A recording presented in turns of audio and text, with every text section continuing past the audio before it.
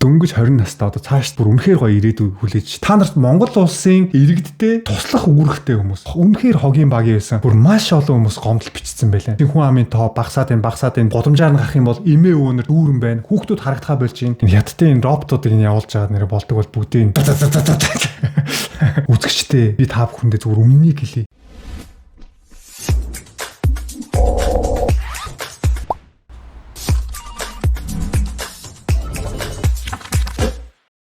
За сайн байцгаана уу золбот TV та бүхэндээ энэ өдрийн мэндийг хүргэе. Солонгосоор сонин сайхан юутай нэвтрүүлгийнхаа ээлж дугаарыг та бүхэндээ хүргэхэд бэлэн болоод байна. Солонгосоор сонин сайхан мэдээж маш ихтэй. Манай Монголын талаар 2 муу мэдээ гарсан байгаа. Монголын талаар бас нэг сайн мэдээ байгаа. Нэг сайн мэдээтэй, 2 муу мэдээтэй. Тэг бүгдээрээ эхлээд сайн мэдээнээс нь эхлэх сонсё идэх үү.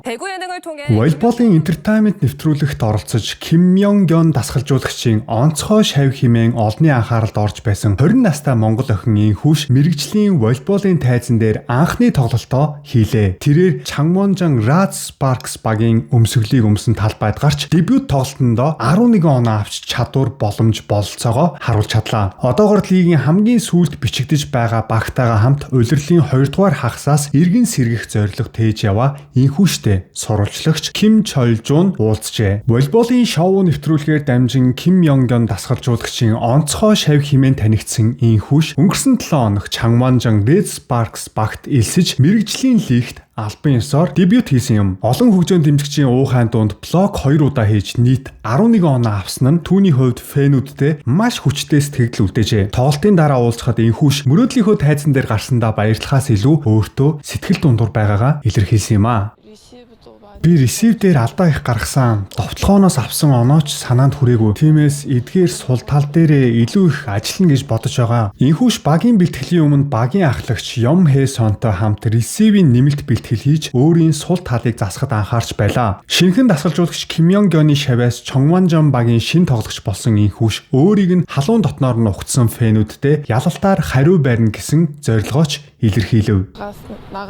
Фэнүүд намайг маш их дэмжсэнд үнэхээр гайхаж бас баярлаж талархсан. Гэхдээ тоглолтод хожиж чадаагүй дээ сэтгэл дундуур харамсалтай байна. Өнгөрсөн улиралд Индонезийн супер тоглогч Мягагийн ачаар дээгүүр байранд орж байсан Чонгвонжон баг энэ улиралд одоогоор лигийн хамгийн доод байранд бичигдэж байна. Тиймээс багийн хувьд Аз квотоор элсэн Инхүшийг аль болох хурдан багийнхаа уур амьсгалд дасгаж ур чадварыг сайжруулах тал дээр илүү анхаарч ажиллах үүрэгтэй болоод байна. Тэрээр сул талтай ч дөнгөж 20 настай гадаад тоглогчдоос ялгаатай нь солонгос хэлээр чөлөөтэй ярьдаг учраас багтаа хурдан уусах ихээхэн давуу талтай гэж үнэлэгдэж байна.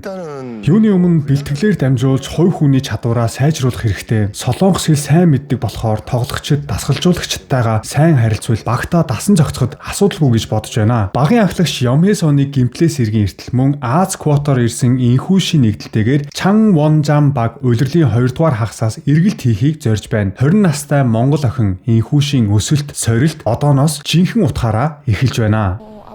Намайг дэмжиж байгаад маш их баярлалаа. Цаашд ч бид бүх хүчээ дайчлаад багтаа ялтуудыг авчрахын төлөө хичээх болно. За бүгдээрээ Инхүштэй баяр хүргье. Чин сэтгэлээсээ баяр хүргье. Үнэхээр мундаг байна. За манайхаа нааша түр анхаарлаа хандуулж байгаарай. Момпан цэг эмэн найдвартай, чанартай, өндөр шаардлага хангасан бараа бүтээгдэхүүнүүдийг Солонгос болон Итали, Америк, Герман, Эстон зэрэг маш олон орнуудаас албан ёсны эрхтэйгээр борлуулдаг төдийгүй өөрсдийн нэрийн бараа бүтээгдэхүүнүүдээ Солонгос улсад үйлдвэрлэдэг. Хэрэглэгчээс ямар нэгэн нэмэлт төлбөр шаардахгүйгээр агаарын каргогоор захиалгуудаа шууд Монгол руу гаргадаг бөгөөд 3-аас 5 хоногт хүргэгддэг. Хамгийн гол нь ямар нэгэн чанарын шаардлага хангаагүй бараа бүтээгдэхүүн баталгаагүй газруудаас захиалгахын хохирох шаардлагагүй болсон. Мөн хэн нэгнээр дамжуулан бараа захиалуулж авдаг үе ард хоцорсон. Зөвхөн Монголд байгаа гэлтгүй гадаадад байгаа монголчууд маань ч бас вебсайтаар ороод шууд Монголд байгаа гэр бүлийнхэн рүүгээ захиалаад өгөх бүрэн боломжтой.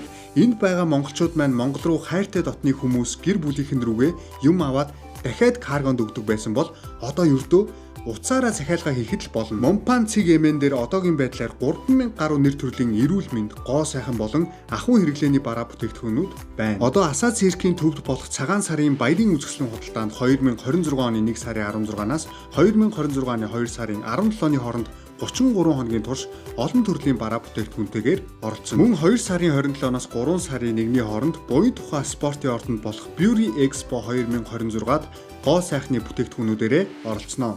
Анхаарлаа хандуулсанд Баярлалаа. Солонгосын волейболын дээд лигт манай Монгол охин Инхүүш маань орсон байна. Яг одоогоор баг нь нэлээд сүүл хавар явж байгаа ч гэсэн одоо энэ Инхүүшийг аваад багтаа сайн хүмүүсийг авч байгаа ер нь багийнхаа оноог нэлээд дээшлүүлэх, байрыг нэлээд дээшлүүлэх юм зорилго тавьсан байгаа юм байна. Тэгээ Инхүүшээс гадна Солонгосын волейболын дээд лигт манай Монгол хоёр залуу бас тоглолт юм байлээ. Тэгээд Инхүүш маань бас эсэж ороод одоо ингээд 3 Монголын тамирчин Солонгосын дээд лигт тоглож байна. Тэгээ Солонгосын дээд лигт орно гэдэг бол үнэхээр хэцүү. Солонгос ч 50 сая гаруй хүн амтаа шүү дээ. Тэгээд энэ их олон өрсөлдөөн дундаас гарч ирнэ гэдэг амар биш байхгүй юу? Энэ бол бүр үнэхээр том амжилт. Тэгээ энэхүү студид чин сэтгэлээсээ амжилт хүсье. Одоо яг эхэлж байгаа шүү. Дөнгөж эхэлж чинь шүү. Аль болох сошиалаас хол байгаарай. Зөвхөн бэлтгэл, тоглолт, тэгээ карьерээ ингээд хөөгд яваарай. Аль болох сошиалаас хол байгаарай. Хүмүүс алгаа тасчихвэл бити тоо, хүмүүс өөрөө чинь шүүмжчихвэл бас бити тоо. Би угнаас энэхүүштэй очиж уулзаад ингээд гоё ярилцлага аваад нэвтрүүлэг бичлэг хиймээр байна л да. Гэхдээ яг ингээд дөнгөж эхэлж байхад нь бас хитрхи их ингээд сошиалаар өөрийг нь рекламдаа сурталчлаа. Тэнгууд хүний анхаарал чинь бас өөрийн мэдлгүй тэр зүйл рүү татагтаад эхэлдэг байхгүй юу? Дөнгөж гараагаа эхлүүлж байгаа болохоор нь аль болох бүгдээрээ энэхүүшиг гоё чимээгүй цаанаас нь дэмжээд дүүгээ те.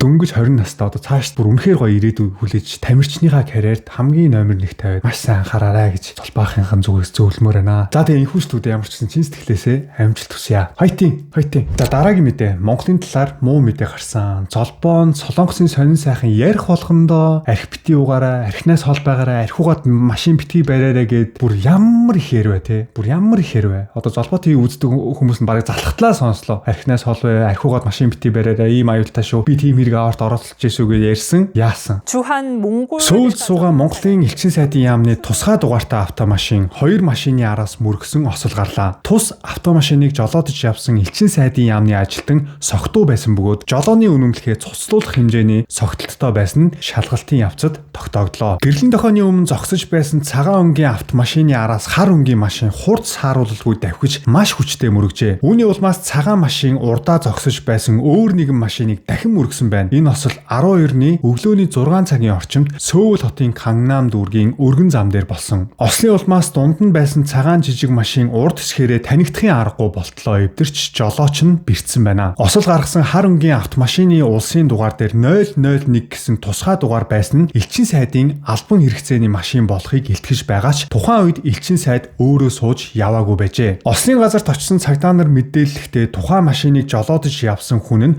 Монголын элчин сайдын яамны захиргааны ажилтан болохыг тогтоосон байна. Би осолд орсон бусад машинуудын нөхцөл байдлыг шалгахаар очтод осол гаргасан машин тусгай дугаартай байгааг харсан. Осол гаргасан хүн нь машин дотроосоо гарч ирэхгүй байсан. Машиныг барьж явсан Монгол улсын иргэн жолоочийн цусанд агуулгадах архины хэмжээнд жолооны үнэмлэх цуцлуулах хэмжээнд хүрсэн байсан. Дипломат дархан эрхийн хүрээнд эрүүгийн хариуцлагаас төр чөлөөлөгдөх хуультай учраас хэргийг цагдаагийн байгууллагаас бүртгэж аваад согтуугаар машин барьсан хүнийг чөлөөлж явуулжээ. Солонгос улсын гадаад харилцааны яамд Монголын элчин сайдын яамны зүгээс цагдаагийн мөрдөн шалгалтад идэвхтэй хамтран ажиллана гэдгээ илэрхийлсэн гэж мэдгдлээ. Цагдаагийн байгууллага тухайн ажилтныг согтуугаар тээврийн хэрэгсэж жолоодсон хэрэгээр бүртгэн шалгаж дипломат дархан эрхээ ашиглаж болох уу үгүй юу гэх мэт асуудлыг нягтлж шалгах юм байна. За тэгэхээр Солонгос улс дахь Монголын элчин сайдын яамны ажилтан тусгай дугаартай машина барьж яваад өглөөний үүрийн 6 цагийн үед машины араас маш хүчтэй мөргөж ороод том аваар осол гаргасан байна. Мэдээж машина согтуугаар барьж явж байсан. Тэгээ өглөөний 6 цаг хүртэл архиусан гэхэр чинь нэлээ их хэмжээний архиусан л хэлгүй. Тэгээ машины араас хурдаас харуулахгүй орж ийн гэдэг ухаан мэдрэлээ алдсан л машина барьж явсан байх. Тэгэхээр энэ осол 12-ны өглөөний 6 цагт болсон гэж байгаа байхгүй юу? 11-нд 4-р өдөр байгаа. Солонгост бол маш их монголчууд амьдардаг. Монгол улсаас гадаадд тархаж амьдарч байгаа монголчуудаас хамгийн их монголчууд амьдардаг газар нь Солонгос улс шүү дээ. Тэгэхээр Солонгос улс Монголын элчин сайдын яамд бол Солонгост байгаа монголчууд бүр үнэхээр дургүй байдаг. Ажлаа олигтой хийдгүү, ер нь байнга шүүмжлэлтэй хандж яадаг. Тэгээ энэ өдрийг ч гэсэн харахад бол 12-ны өглөөний 6 цагт энэ аваар осол болсон байгаа байхгүй юу? Тэгээ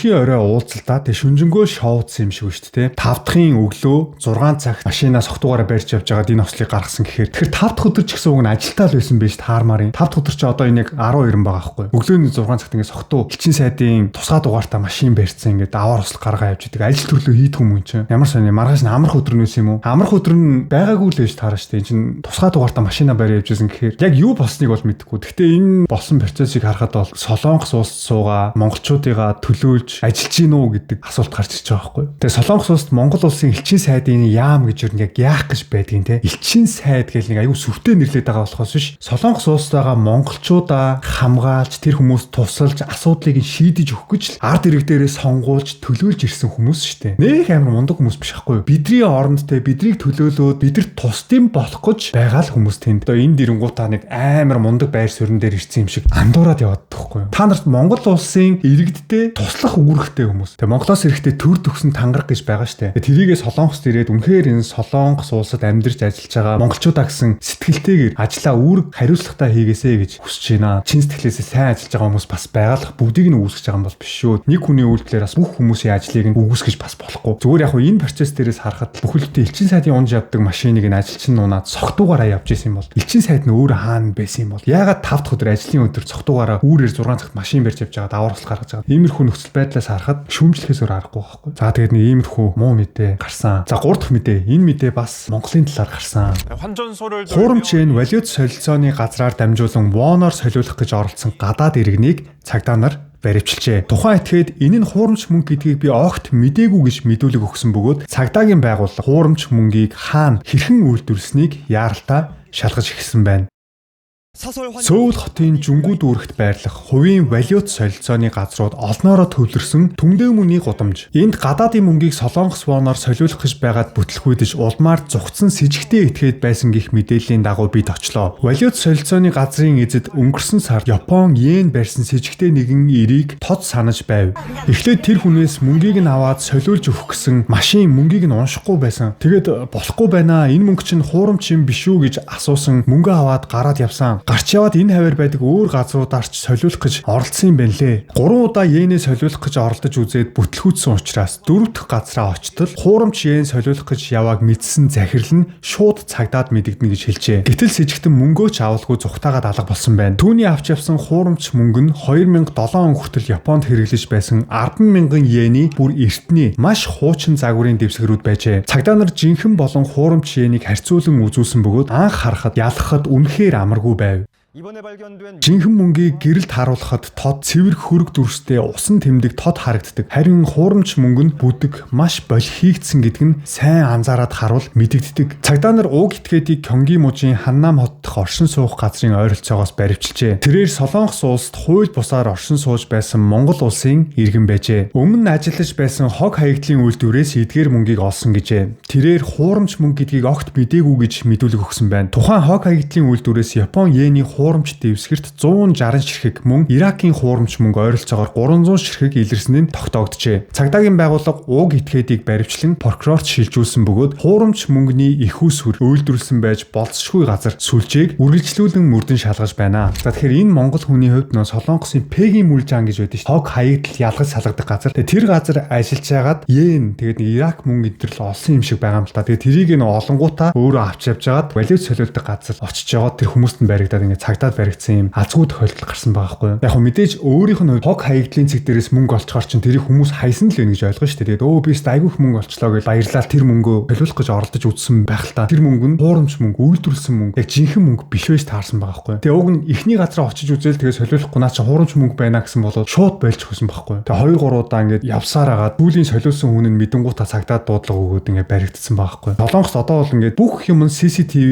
камерчсан байгаа болохоор ерөөсөө баригдахгүй гэсэн ойлголт байхгүй. Ямарваа нэгэн хэрэг төвхт оролцох юм бол тэр хүнийг барьж аавна гэдэг бол ерөөсөө л хугацааны асуудал. Тэр хүн хаагур яаж явсан бэ? Бүгдийн камераар ингээд шүүгээд гаргаад ирчдэг. Тэг яг энэ хүний хувьд бас нөө Солонгосын хууль дүрмийг ерөөсөө мэдэхгүй байхгүй. Магадгүй энэ нэвтрүүлгийг үзэж байгаа та бүхэн ч гэсэн мэдэхгүй байж магадгүй. Би та бүхэндээ уушч өгье. Солонгост амьдарч ажиллаж сурч байгаа монголчуудад анхааруулад хэлэхэд хааны газраас мөнгө, төрөвч, гар утас, үнэт эдлэл, бусдын эзэмшлийн ямар нэг эд зүйл олдсон тохиолдолд заавал цагдаад мэдэгдэх үүрэгтэй гэсэн хуультай байхгүй юу. Зүгээр газар унтсан байна, хаягдсан байна гэж тэрийг аваад өөрөө хэрэглэх юм бол шууд хуулийн хариуцлага үүрдэгэ гэмт хэрэг болдог. Энийг Солонгост амьдарч байгаа монголчууд маань маш сайн мэдээд аваарай. Заавал цагдаад мэдэгдэх үүрэгтэй гэж байгаа байхгүй юу. Олсон эд зүйлийг цагдаад мэдэгдээгүй эсвэл өөрийн болгож авсан, ашигласан, зарцуулсан бол олдвор завшсан гэмт хэрэг чомью Итали мөр хэньёнгчвэ гэж үздэг гэж байна. Ямар хуулийн хариуцлага үүрдэг вэ гэхлээр 1 жил хүртэлх хорих ял эсвэл 3 сая воноос дээш торгох торгуул. Зарим тохиолдолд торгуулийн оронд эрүүгийн ялтаа тэнцэх шийтгэл оногдно. За гадаад иргэдэд яаж нөлөөлдөг вэ гэхээр эрүүгийн хэрэг бүртгэгдэн, визний сонголт солих боломж хаагдана. Ноцтой бол албатан нутаг буцаах хүртэл арга хэмжээг авдаг гэж. Тэгэхээр та бүхэн газраас ямар нэг юм олоо бүүн аз гэж болохгүй нь штэ Солонгос. Бүх юм камерчсан байгаа гэдгийг л ойлгоорой. Тэгээ та бүхэн яг энэ мэдээтэй холбогдуулаад бүр ингэ тархиндээ суулгаад аваарай заяа. Хогийн цэгээс олсон мөнгө хин нэгний хайсан байж магадгүй эд хэрэгсэл хуучин валют учраас зүгээр байх ийм бодол Солонгост аюултай шүү. Хариуцлагаас мултрах шалтгаан болдоггүй. Би нэг олсон, би нэг зүгээр хүн хайцсан л юм байх гэж бодсон шүү гэж хэлээд Солонгосын хууль тэрийг чинь сонсохгүй. Тийм учраас Солонгост олсон мөнгө бол аз биш ээ. Хэрвээ мэдэгдээгүй бол гинт хэрэг болдгий шүү. Тиймээс хааны газраас мөнгө үнэт зүйл олбол заавал цагдаад очиж мэдэгдээрээ. За дараагийн мэдээ. Солонгост 20-с 30 насны залуучууд ажил хийхээ болоод байна. Хүүе одоо яана энэ Солонгос улс чинь залуучууд нь ажил хийхээ болоод байна. Одоо энийг яах вэ гэсэн мэдээ гарсан. 일자리 없는 20-30대 Солонгост 20-с 30 насныхан дунд ажилгүй иргэдийн тоо 1.6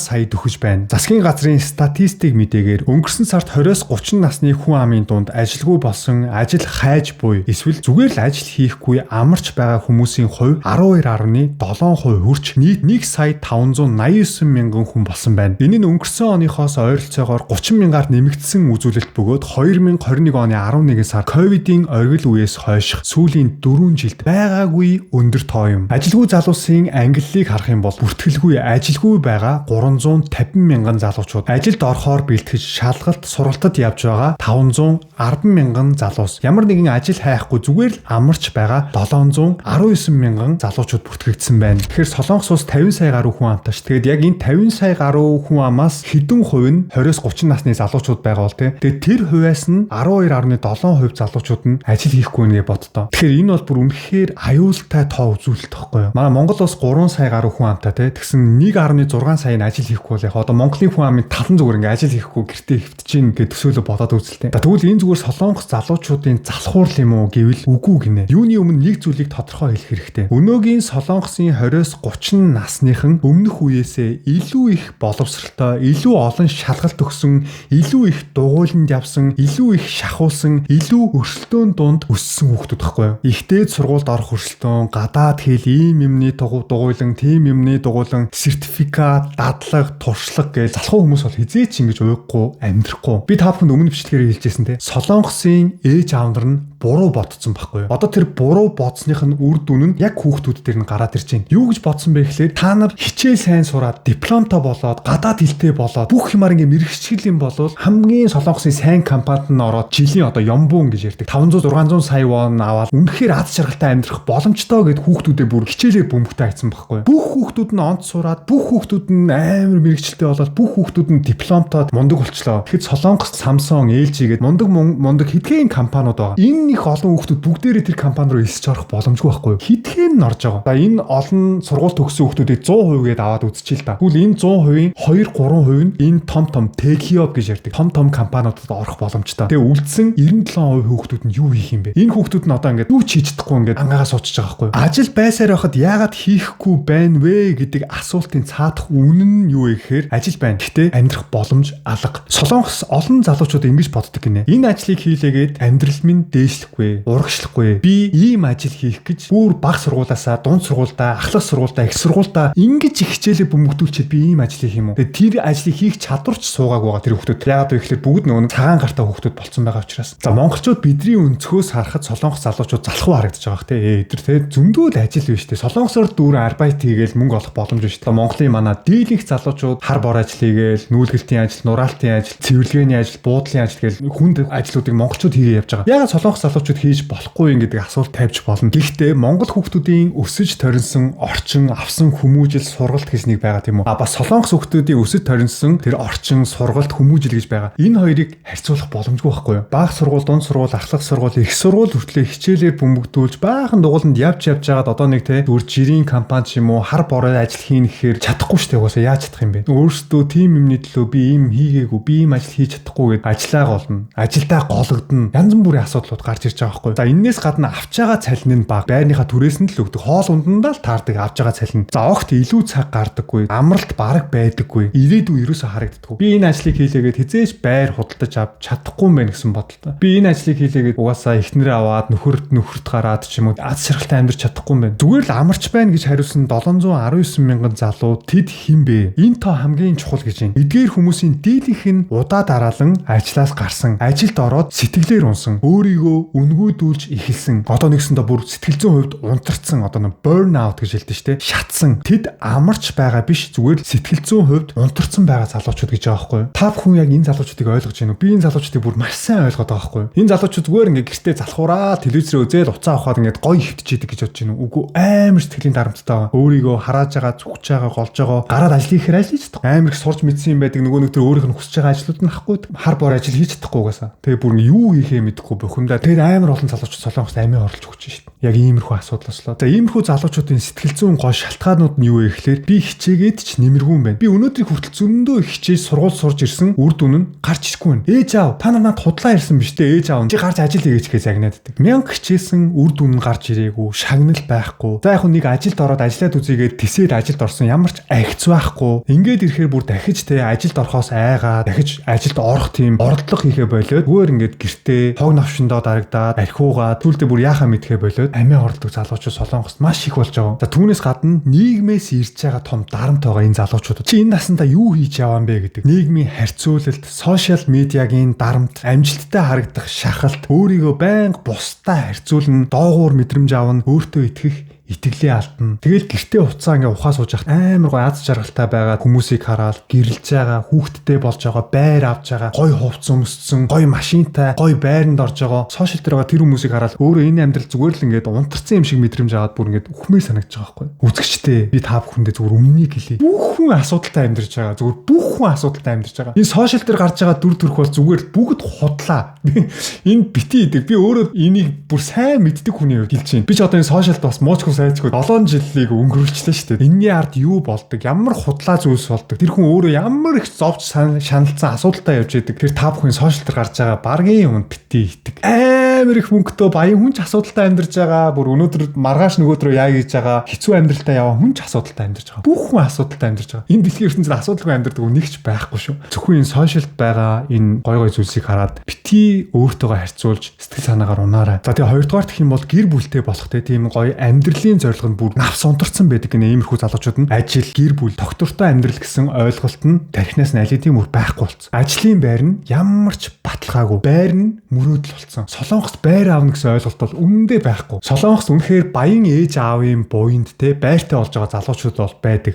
Бас үнэхээр өөрөө хичээгээд цойлж гарч ирээд Солонгосын 2-3% ороод тэр том тегиоп компаниуд нь ороод ч юм уу өөрөө хуваараа толгоогоо ажиллуулж бизнес хийгээд мундаг явж байгаа залуучууд нь яг бас хөдөлмөрлөөд өөрсдөө байртай болж байгаа. Дийлэнх залуучууд нь байргүй амьдарч байгаа. Яг над шиг түрээсийн байранд сард 600-700 мянган вон байрны хайзанд өгөөд ингэж амьдардаг байхгүй. Байртай болно гэдэг бол Солонгост үнэхээр хэцүү. Солонгост байр чи хамгийн доотлолт бол 400-500 сая вонтой шүү дээ. 1 тэрбум төгрөг, 2 тэрбум төгрөг гэж та бүхэн бодлоо. Тэгээ ийм залуучуудын тарих хизээч би гэр бүлтэй болъё гэж бодохгүй шүү дээ. Гэр бүл гэдэг нь зүгээр эрсдэл гэсэн ойлголттой болсон байхгүй. Тэгээ яарах шалтгаан бол биш болсон. Энэ нь юу хэлээд байна гэхээр залхуурал биш ээ. Бэлэнчлэх сэтгэлгээч биш. Итгэл алдрал, сэтгэл зүйн ядаргаа, ирээдүйд итгэх итгэл сулрал, ажил амьдрал угаасаа сайжрахгүй юм байна гэсэн бодол нь энэ хамгийн аюултай гэж байгаа байхгүй. Залуус чимээгүй алга болж гинэ гэд мэдээгээр нь гарч ийн. Эсэргүүцэхгүй, орилоод ч хэрэггүй, тэмцгээж болцсон зүгээр л алга болоод үгүй. Энэ бол нийгэмд бүтээмжийн хямрал, хүн амын сэтгэл зүйн хямрал, ирээдүйн нөөц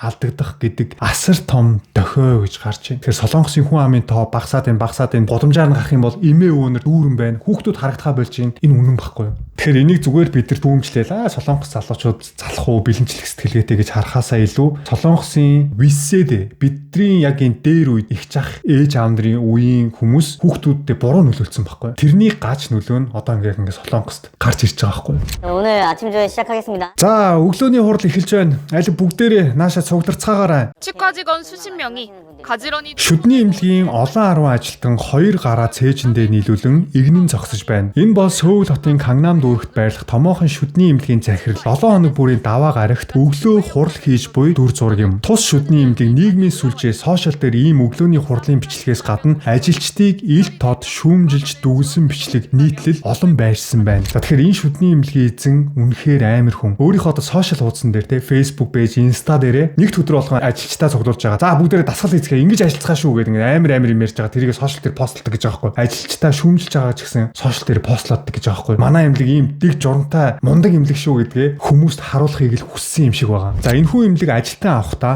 манай шүдний эмнэлэг урамшуулал их өгдөг гэж ажилд авдаг. 1 сар ажиллавал 500 мянган вон, 3 сар ажиллавал 1 сая воны урамшуулал өгнө гэж шинэ ажилтан эсвүүлдэг байжээ. Гэвч ажилтнуудын ярьж байгаа нь өөр байлаа. Нэг ажилтан ажлын бодит нөхцөл нь ажилд орохоос өмнө тайлбарласнаас огт өөр байсан болохоор ердөө 2 хоног ажиллаад гарах хүсэлт гаргасан байна. За гэтэл эмнэлгийн зүгээс уг ажилтныг 2 хоноод ажилласаа гарлаа гэд 1 сая 800 мянган вон хохирлын мөнгө нэхэмжилжээ. Яагаад ийм мөнгө нэгсэн юм бол? Учир нь эмнэлэг ажилтан анхны өдөр ажиллаад гарах бол наандаж 1 сарын өмнө мэдэгдэх ёстой. Хэрв тэгэхгүй бол цалингийнхаа 50%-ийг нөхөн төлнө гэсэн гэрээний заалт дээр гарын үсэг зуруулсан байжээ. Харин ажилтан үүнийг эсэргүүцэж өгөхгүй гэсэн боловч эмнэлэг албан шаардлага өмгөөлөгчөөр дамжуулан илгээсэн байна. Эцэст нь ажилтан хөдөлмөрийн яамд гомдол гаргажээ. За энэ шүдний эмнэлэг эхлээд ажилтнаа авахдаа 1 сар ажиллах юм бол 500 мянган вон нэмж өгнө. Тэг 3 сараас дээш ажиллах юм бол сая вон цалин дээр чи нэмнэ гэж хэлж хүмүүсийг ажилдаа авангуудаа яг ажилтнууд нь ороод ирэнгүүт аимшигтай дарамтлж эхэлдэг гэж байгаа байхгүй юу. За тэгээ нэг эмэгтэй совилогч ороод ерөөсө 2 хоног орж ажиллаад хүү ийм амар газар би тийс чадахгүй юм байна гэд гарах өргөдлөө өгсөн чинь шууд нөгөө нэг захирал юм чинь гарах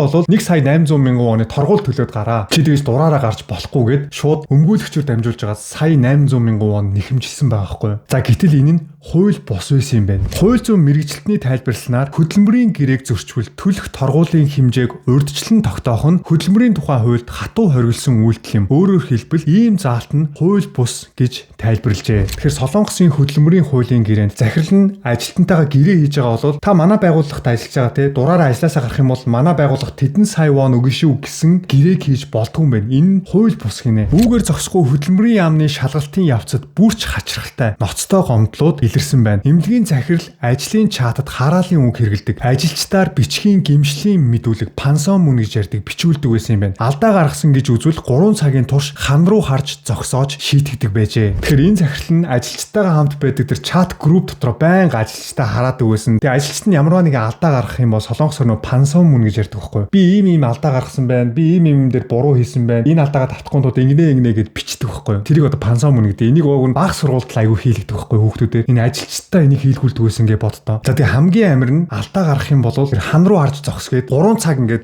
хан руу хараад ингээд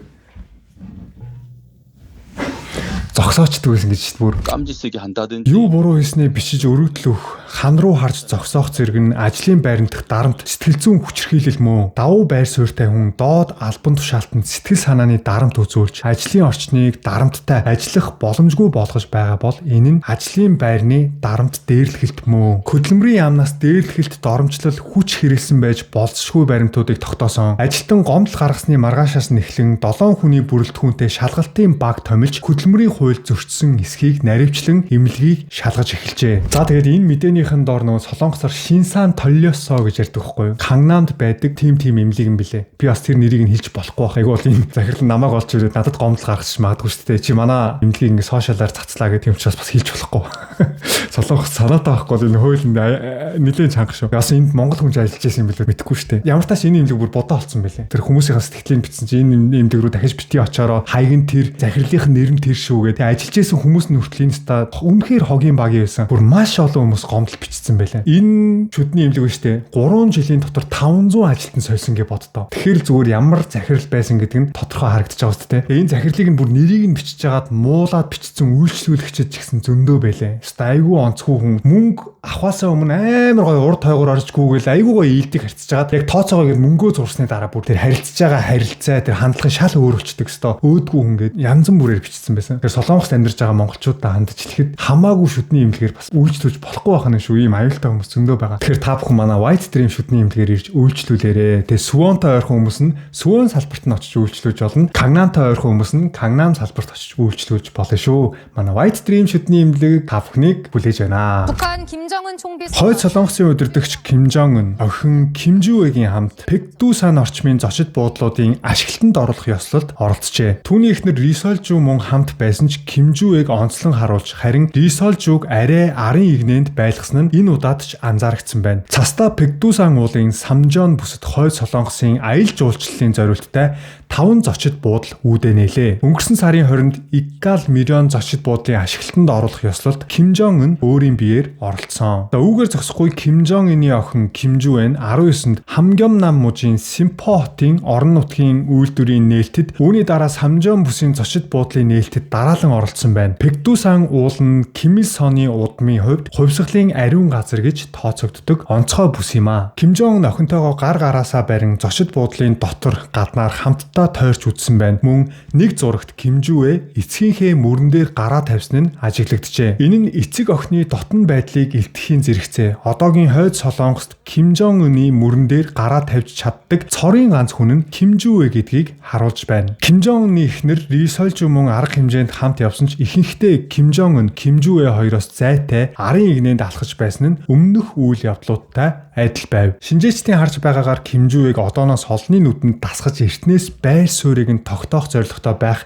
магадaltaй гэж дүгнж байна. Хойд Солонгос өнгөрсөн 6 сард ашиглалтанд орсон Вансан Галпа далайн эргийн аялал жуулчлалын бүсийн дараа Пэкдусан орчмыг ч мөн томоохон аялал жуулчлалын цогцлбор болгохоор төлөвлөж буйгаа илэрхийлжээ. За тэгэхээр сүүлийн үед Солонгосын мэдээгээр нь байн гараад байгаа энэ Ким Жуэ, Ким Жон Ын хоёрын талаар яагаад вэ гэхээр Ким Жон Ыны дараагийн ерөнхийлөгч болох хүн нь Ким Жуэ гэдгийг энэ нь илтгэж харуулдаг байгаа байхгүй юу? Сүүлийн үеийн үйл ажиллагаануудаа дандаа охиноо дагуулж яваад байгаа. Тэгэхээр олон түмэнд цэргийн албан тушаалтнуудаа эхнээсээ охиноо дасгаж эхэлж байгаа байхгүй юу? Өөрөө одоо уг нь бол 80-аад оны залуу шүү дээ. Гэхдээ биеийнх нь байдал нь тааруу байгаа мó, яг юу нь болохгүй байгаа, айлсгүй бүр эртнээс хүмүүстэй охиноо дасгая гэж бодож байгаа мó. Ямар ч байсан сүүлийн үед охиноо байнга дагуулж иймэрхүү үйл ажиллагаанд оролцож байгаа нь цаанаа нэг шалтгаан байгаа гэж Солонгосын шинжээчид дүгнж байгаа. Бас нөгөө талаас зарим шинжээчид нь юу гэж дүгнж байгаа гэхлээр энэ зүгээр Ким Жон Ыны тактик байж болно. Цаанаа жинхэнэ хүүгээ сургаж байгаа. Тэгсэн мөртлөө зүгээр хүмүүсийн нүдэн дээр охиноо дараагийн ерөнхийлөгчөөр томилох юм шиг ингэж харагдаж байгаад яг өөрөө биеийн муудаад гөгшрөөд ирэхээрээ гів гинт хүүгээ гаргаж ирж өөрийнхөө судал дээр тавьж магадгүй гэсэн шинжээчд бас зөндөө байгаа. 중국의 연말 콘서트 무대 Хятадд оны төгсгөлийн концертын тайзан дээр робот арын бүжигчид болон гарч ирлээ. Роботуудын бүжгийн чадвар нь Америкийн нэгдсэн улсын Tesla компанийг үүсгэн байгуулагч Elon Musk-ыг хүртэл гайхшруулж орхижээ. Хятадын зүгээс энэ жилийг роботын эхлэлийн жил хэмээн зарласан бөгөөд технологийн хурдтай өсөлт нь Америкийн нэгдсэн улсыг гүйцэж бүр давж магадгүй гэсэн үнэлгээ гарчээ. Гялалцсан хувцас өмссөн 6 робот концертын тайзнаа гарч ирлээ. Хөгжим эхлэх мөчид тэд хүмүүстэй хамтарч ямар ч хөдөлгөөний алдаагүй яг цаг шиг нарийн хөдөлгөөнөөр бүжиглэж эхэлсэн. Тайзан дээрх оргил мөчид роботууд агаарт эргэж алдаагүй төгс газарталтаар үзүүлбэрээ өндөрлүүлжээ. Үзүүлбэрийн гол анхаарал татсан робот нь энэ оны 1-р сард Хятадын төв телевизийн шинэ жилийн гала тоглолтод танилцуулагдсан Unitree компани дараагийн загвар G1 робот юм. За үүнээс хойш Хятад улс хүн төрхтөө роботын марафон гүйлтийн тэмцээн, роботын тулаан, роботын олимп зэрэг олон арга хэмжээг дараалан зохион байгуулж энэ жилийг жинхэнэ утгаараа роботын жил болгожээ. Сүүлийн 5 жилийн хугацаанд Хятад улс хүмүүн төрхт роботын